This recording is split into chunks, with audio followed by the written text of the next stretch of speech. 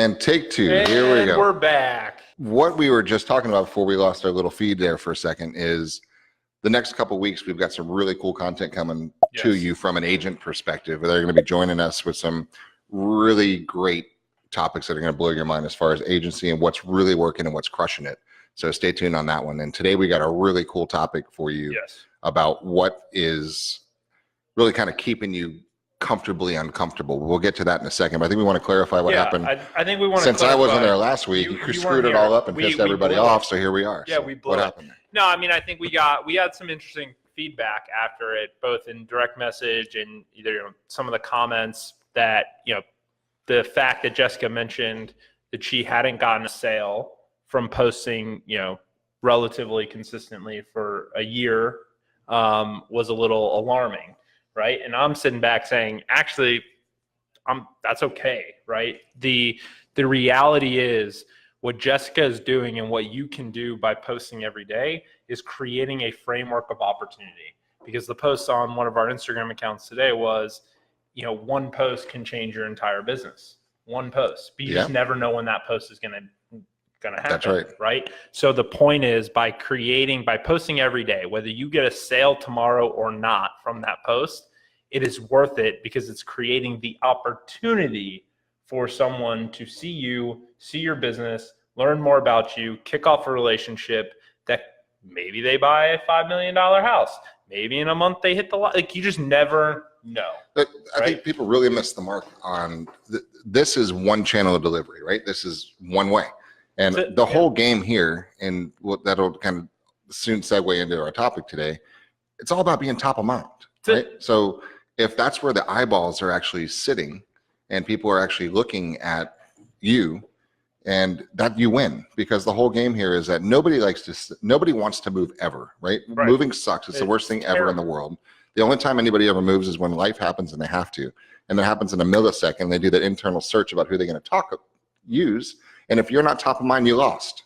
So all we're doing is staying top of mind and in the mind share of real estate. That's what it's all about. I think it's important that any social platform, I don't care what you're using, Instagram, YouTube, Facebook, LinkedIn, it doesn't matter, right? The whole point of it is it can be a sales channel, right? And it is for many, but it's a branding play. Like, that's really what you're doing is you're building brand and you're creating and building and nurturing relationships just in a digital environment instead of a physical one. Right. That's it. Right. So I just wanted to clarify that before we dive into today's topic, because I think, some of the comments and messages we got that you could definitely tell there was like, oh, it was drunk monkey. It's excuses. It's, but Jessica didn't get a sale, so I probably won't get a sale, so therefore I'm not going to post. That was kind of what we took from it. And also there's sometimes not the quantifiable aspect to it too, but it's because a lot of her spheres does business with her. And what do all these posts do? They build up credibility along the way. So you may not post to one thing that did it, but that's it. Yeah. All right. So let me rant for a second, because let them have it. I'm really fired up. Do they need to get tissues? No, not today. No, not yesterday today. Okay. A little bit. So, but not today. Maybe, you never know. You never know. Here's the issue that I have right now is we were in the sales meeting yesterday over the beaches, today over here in Tampa, and I was saying, guys, most of you watching at the same time haven't been doing this forever, right? It hasn't been there. We had just a few hands that were doing this for more than 15 years, right? And I think a lot of people don't understand how good we have it right now. I mean, how perfect everything is. I mean, this is an epic combination of amazing events. And what fuels real estate is consumer confidence. And it's 100% just consumer confidence, because I don't care if it's a $200,000 house or a $12 million beach condo, right? Or a $200 million New York City flat, right? You don't make a purchase like that unless you feel good about tomorrow, right? And so what we have right now has to be embraced and just grabbed, right? It's unbelievable. You've got consumer confidence at all-time highs. You've got stock markets at all-time highs. You've got mortgage rates at all-time lows. You've got demand in most markets still very slow or high, and you've got supply low rather, and you've got the perfect storm of everything, right? It's unbelievable. So to not be ridiculously crushing it, and I'll say wealthy because you can determine that and define that however you want to, to not have a big ass smile on your face, for lack of a better term, right now is unacceptable, and it pisses me off. And I talk to somebody who doesn't have enough and is not extremely excited with the income that they're making. Because if you're not making it in this environment right now, you are dead, right? When the market shifts, right? I'm not joking about that. You're going to be in deep trouble.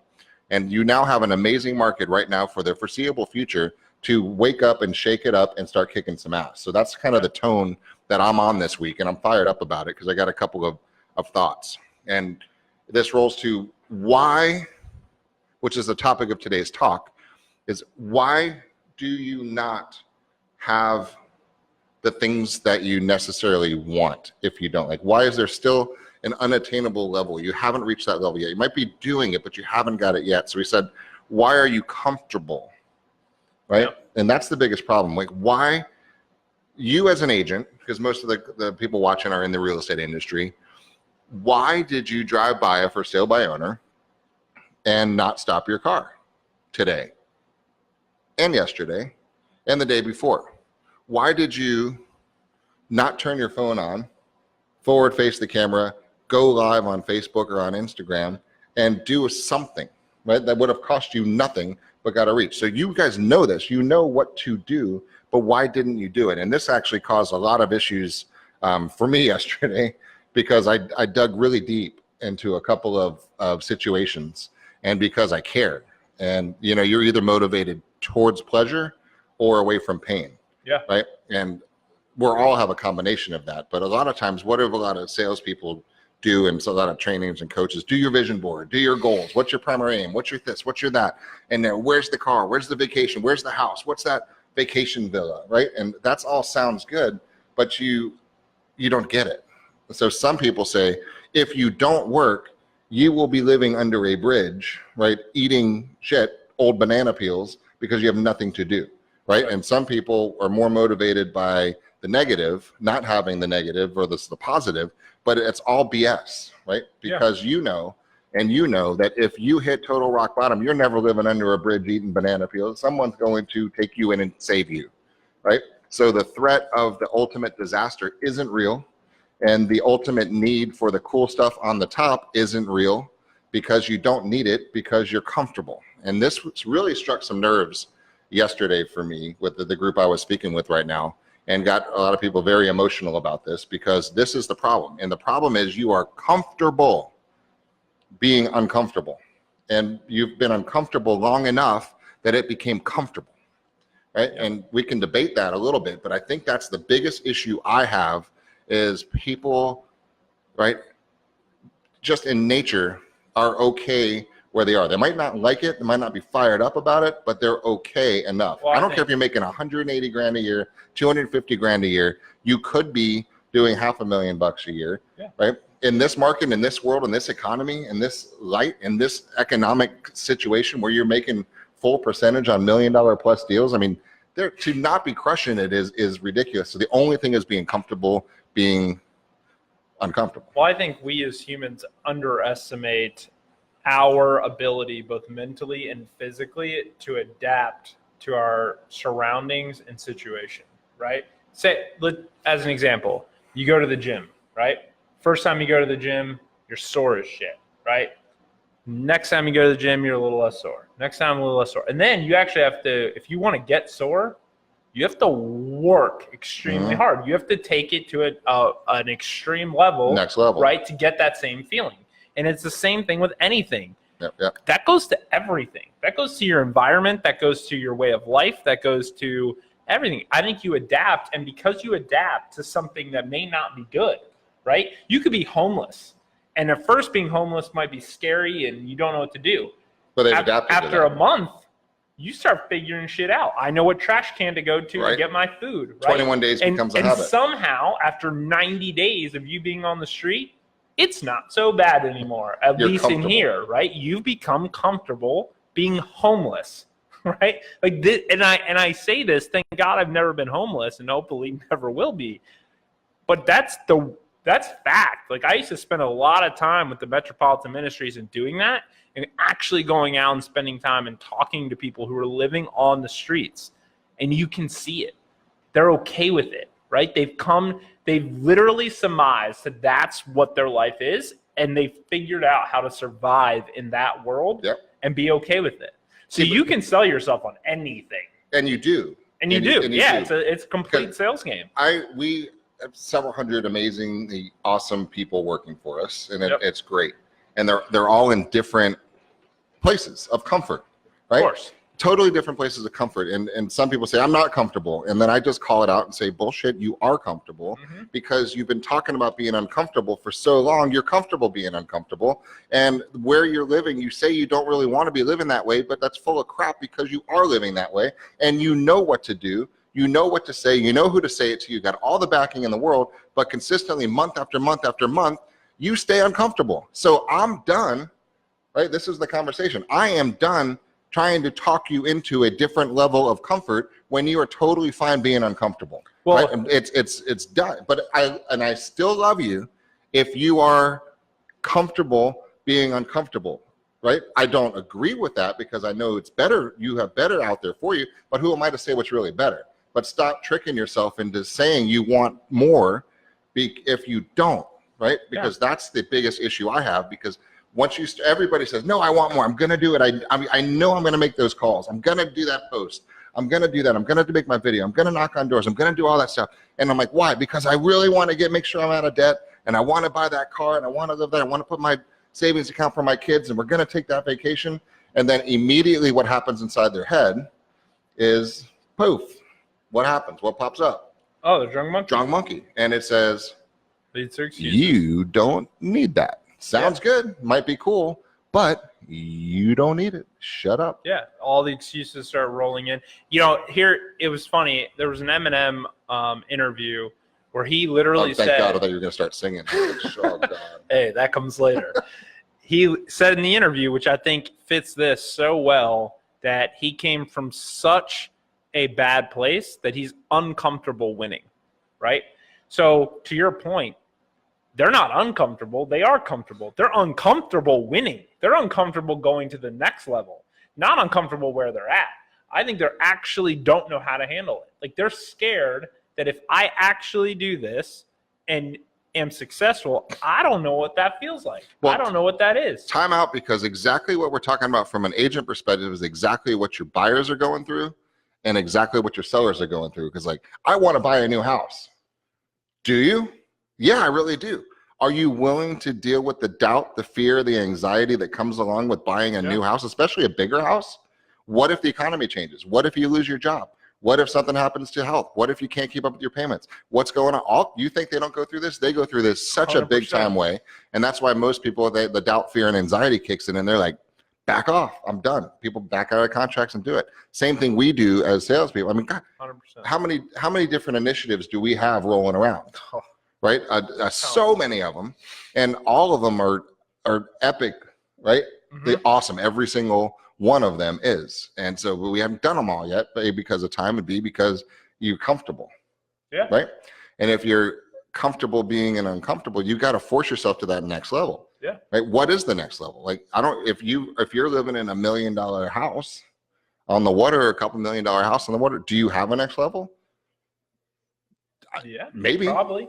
Right. Maybe you don't. Maybe you put an extra, rip your roof off and build another floor on top just because you can, right? If that's your next level, or maybe it's an extra house or an investment property, or a boat, a yacht, a vacation, and a duplex, a triplex, or something. But if you don't keep having that next level to reach for, you're going to stay exactly where you are because it's comfortable. Now, I don't have any tolerance for people that are completely uncomfortable, right? Being uncomfortable. Because that's the only time you ever make that change is when you're uncomfortable being uncomfortable. Yeah. But it's not enough to be uncomfortable. You have to be so emotionally charged to say, I am so uncomfortable with my situation right now. There is no other option except for me to do this, right? And it's either to get this or to not have this anymore. But you have to get emotionally charged to the point to shut down the doubt, the fear, the anxiety, to quiet that drunk monkey, if you will, to just say, listen, I know it's a risk. I know it's unnecessary. I could survive the way that I am, but it's not thriving. It's not life. It's not living. It's not what I'm supposed to be doing. It's not happiness. Like, you know what I mean? Well, like, think now we're going deep. What is happiness? No, but I think it's valid, right? I think it's, you know, you could be, listen, if you are super happy, making $32,000 a year, but everything else around you get to do what you want to do, and Yep. you know, you've got the house that you love for whatever reason. Maybe it's ugly to other people, but you love Yep. it. Like, if you're truly happy, it comes down to self-awareness, Yep. right? And not lying to yourself. But if you're being 100% real with yourself and you are happy, Not being at then the beach. cool, you've won. What's it got to turn back to me? Then you've won. Yep. Right? But if you're not, that's what we're trying to get to. But that takes true self-awareness. And a lot of people struggle with that.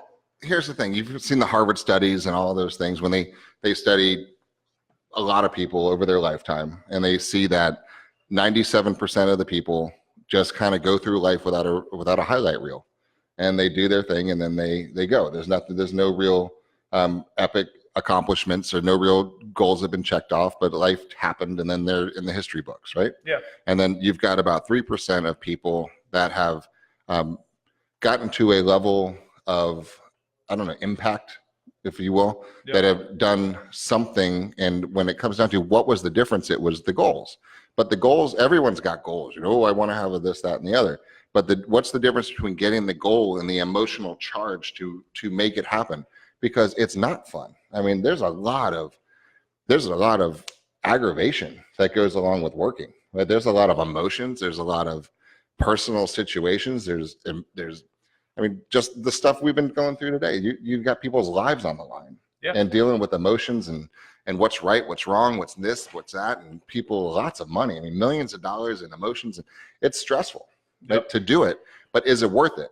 And the question is, that's why we as a company always say, what puts a big ass smile on your face? Because that's my favorite definition of success. Because if a big ass smile on your face is exactly where you are right now, then stop pretending you need something different to put a big ass smile on your face and start smiling. Won. Yeah, you won. But if you say, I don't want to live where I have a landlord that can kick my ass out next month if he wants to, that's not comfort, right? If that's not a big ass smile, and say, you know what, in order to make a big ass smile on my face, I want to live somewhere where I have stability. And maybe that's what all it's about.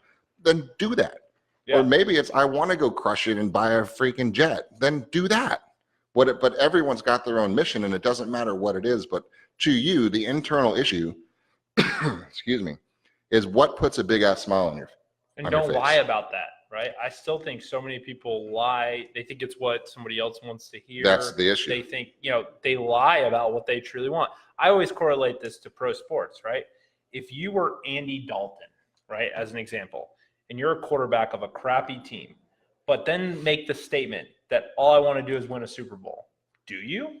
Because you could take less money, go be the backup in New England, and create an opportunity that's going to allow you to be a backup, but on a Super Bowl and get a ring, right? So if you are saying, if you're in the NFL and you tell me as a quarterback that you want to win a Super, that is your goal, then why are you not creating a framework that allows you to put you in a position to do that? It's not true. What you really want is a bigger payday and to be a starting quarterback. That's different. On a Super Bowl caliber team. Right. But that's different. So that's the entitlement. That's not work. Again, you have to figure out, like, what do you want? And then are you willing to do the things necessary? Are you, if Andy Dalton came out and said, I want to win a Super Bowl, is he willing to eat his ego and pride and go be a backup somewhere where he knows he can win a Super Bowl? Right. But again, like, you can't, like, you can't lie to yourself. I don't know how else to put it. Like, I think so many people lie about what they truly want. Because of what society says also. Yes, so because they're afraid of what their neighbor's going to think and what even their spouse thinks. And that's different than what they think. And it's a messed up game, and it's deep, and it's an uncomfortable conversation to have. It is. It's even confronting. By looking in the mirror. It's uncomfortable. Like, people are probably turning this podcast off because we're making them uncomfortable right now. Like, it's not a fun place to be. Because you got to be real about it. But here's 100%. what I want for you. I want you to dig deep, and if you want the form, DM us, send us a message, we'll send it to you. We got something called the primary aim form, which is, in my opinion, it's awesome. It's part of our Art of Life Betterment, which we do as a company, but it's really it's a description of what type of life puts a big ass smile on your face, right? Because I'll just 10 seconds go through it just so you guys can start making notes and doing this stuff. 5 years from now conversation, right? I know it's call it hokey, call it what you want, but it's important because 5 years from now, you're 5 years older than you are today. Poof, there you go, add 5. Your kids, 5 years older than they are today, right? Your house, where you living? Who you living with? Are you still with your spouse? Did you dump your spouse, get a new spouse? Is your relationship shitty? Is your relationship good? Is it fun? Is it awesome? It's your control. You get to pick it, right? What's your vacation schedule? What is your spirituality? What is your physical? How do you look? How do you feel? What's your contributions? Because you get to with a blank sheet of paper to do this. I was interviewing an agent this morning who she's just totally blank sheet of paper her whole life. And she now has the ability to create what she wants without any constrictions at all. And she's fired up, right? Yeah. I was coaching with an agent yesterday. We started a coaching with the 9 deals she has pending right now, which is awesome. Right? But there's no real business and there's no real balance. So the conversation is, what's the big ass smile on your face right now? And it's to figure out some balance. You can actually have a lifestyle. Yeah. Right. And then we work too hard, right? One of the meetings here this morning, and you hear we're banging this drum huge right now, is 1 appointment a week. That's it. Not 4, not 62, not 187 contacts, not cranking out all kinds of numbers. 1 solid appointment a week. The way we're running in the markets that we're in is much like your market, same thing. 1 appointment a week. There's 13 weeks in this quarter, and you're going to blow 5 of them. So you're going to get 8 deals. The average check's $5,000. So you get 40 grand a quarter. That's $160,000 a year. After tax, you're putting about $10,000 in your bank account clear. Yep. Right? About a little more, 10, 12,000 bucks a month. Right? 1 appointment a week. Now, where everyone is lying to themselves, and I'll say that word pointedly because you're lying to yourself much of the time, you're working with somebody you should not be working with right now. You're trying to fit a quasi lead into a hole that's designed for a lead, right? And what we do is, as a reminder, I really want you guys to do this and really, really, really do this. If you're working with a buyer right now, there's 3 boxes that I want to make sure are checked, or I don't consider them a lead with the people I'm coaching and working with. Number 1, pre-approval. Sounds good, but I want to dig into that for a second, because if you're my buyer and you send me a pre-approval from Wells Fargo and it says Carla is the loan officer on the pre-approval, and I just accept that, I'm a terrible agent, right? What I need to be doing is saying, hey, Carla, it's Jeff Beggins. What's going on? I see you're working with Mike Puma. Got a couple questions. We're going to be working on this team together here. Where are you in the application? Did you sign this application? Do you have the tax returns? Do you have his pay stubs? What's his credit look like? What kind of programs do you think are good? How much money is he going to have to put down? What kind of programs do you have for him? Where are we going? Because I'm going to be writing some offers and I need to know everything, right? If you're not doing this at a buyer level, then my opinion, of course, and take it for what you want, is you're not being a very good agent, okay? Because by not knowing this information, I'm leaving things on the table for my client. Yep. Right. And if you're a listing agent, which many of you are, and you're not going this level on pre-qualification when you get an offer on your listing, I don't think you're being a good agent, right? Because I should be able, hey, thanks for the offer, Jonathan. I see your client's name is Mike Puma. Who's his loan officer? I'm going to call and ask a couple questions before I tell my client to take their largest financial asset in their life off the shelf for 30 days while your client gets his shit together. Sorry, I'm not going to acknowledge that is a real offer right now until you're serious. Right. Right? So buyer, dig into the approvals. Second thing is, do you have a time frame in which to buy a house? And if the answer is no, I'm living in my mom's basement, sorry, right? As a business person, you're not really a great appointment right now. Right. And do you know where you want to live? Yeah, I want to live in Chicago. Okay, cool. Which part of Chicago? I don't know. I've got $500,000 somewhere in Chicago. That's not good enough for me. Yeah. Right? So it's, where do you want to live? What's your time frame? And have I really thoroughly interrogated your loan officer?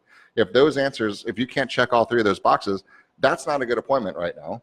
And you need to work your other leads and see who raises their hand and says, I'm ready. And if those leads aren't ready yet, then you have to do lead gen. Yeah. You have no choice, but you have to go find more people. That's the issue on that one. So from a seller perspective, just to finish this thought, if your seller lead does not know where they're moving, they're not a good seller. Okay, or they don't have another use for their money. They don't have that. So do they have a time frame where they like to be sold? Number 2. And number 3 is, do they actually have the ability to be realistic on positioning? which is saying, hey, Mike, you want to sell your house.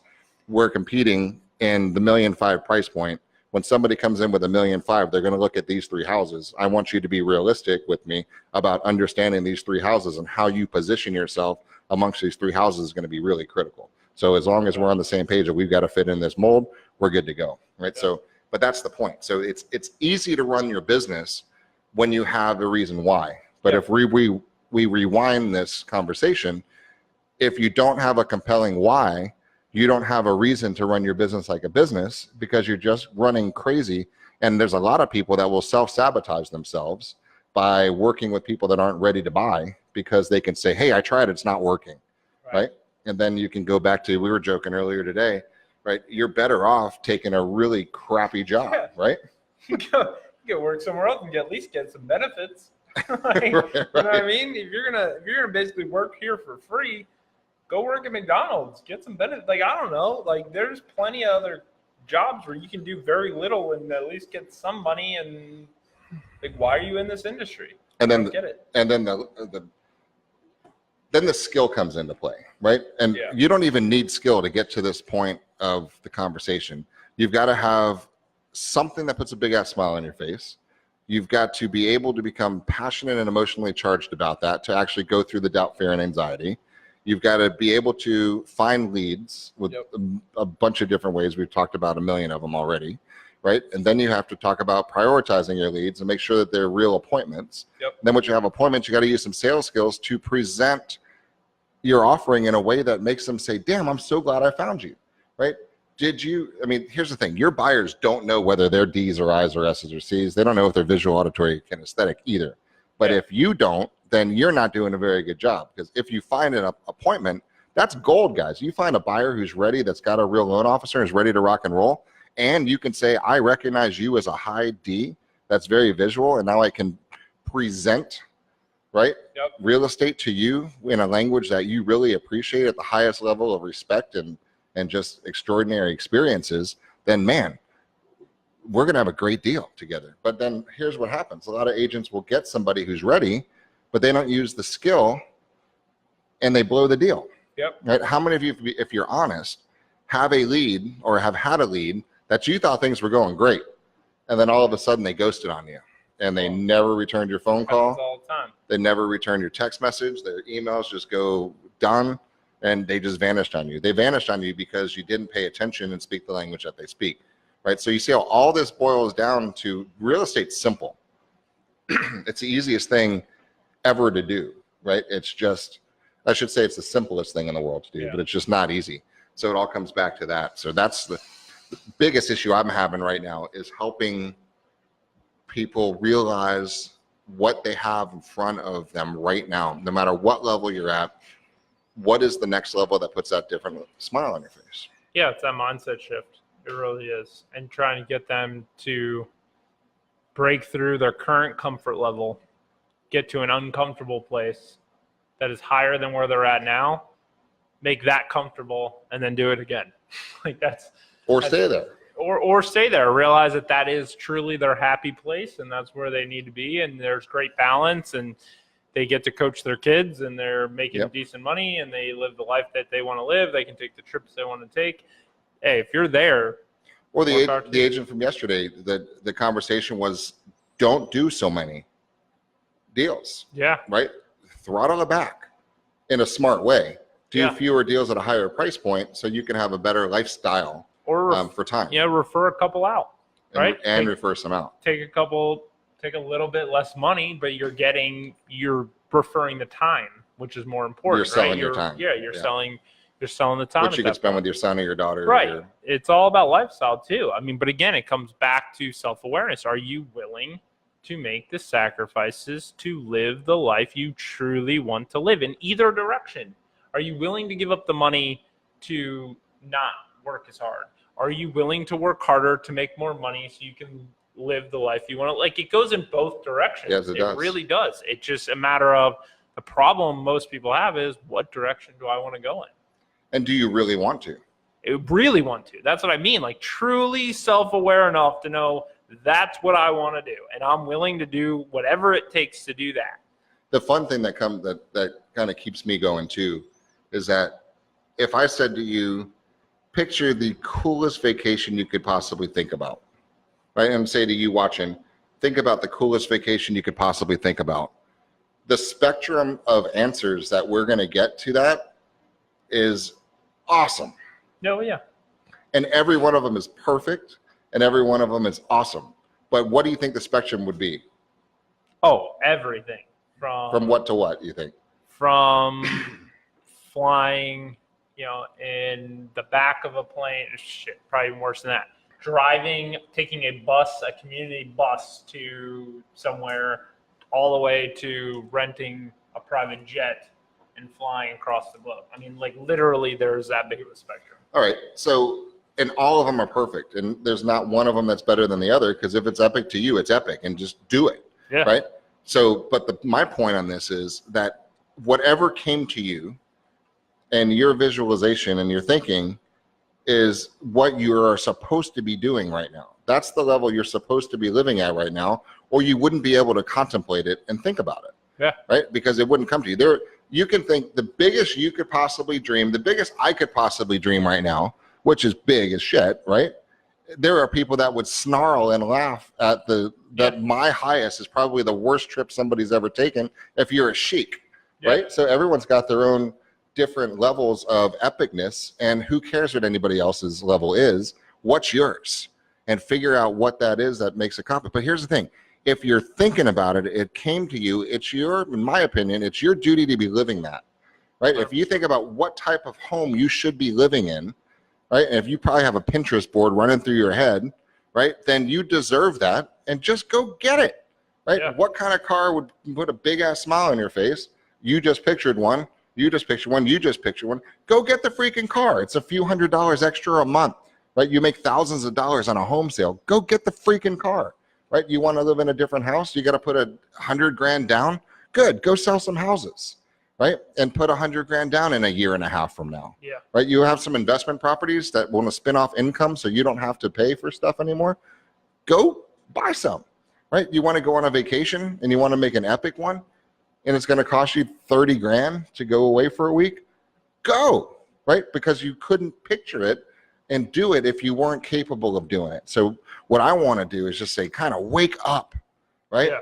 Especially right now, if we're sitting in a depression or a deep ass recession when no one's doing anything, we won't be having these conversations. But we're sitting in the golden hours of this entire real estate industry, right? Potentially ever, right? Potentially this is the greatest era in the history of real estate ever. And I agree with you. However, I also know that